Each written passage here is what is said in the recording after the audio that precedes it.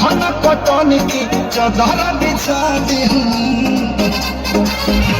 पलंग जी पलंग पलंग पर झूला झूला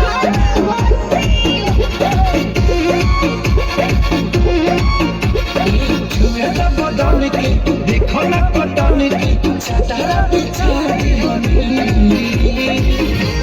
पलंग जी पलंग पर झूला झूला यार पति दीदी अब फान के टूट जाए राजा जी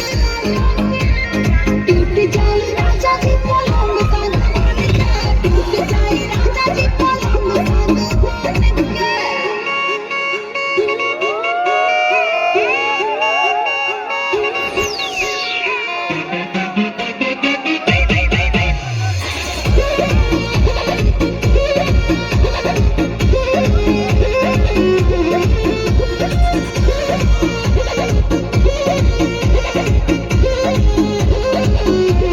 बने तब सारा में देहिया में गर्मी बैठे लगी हो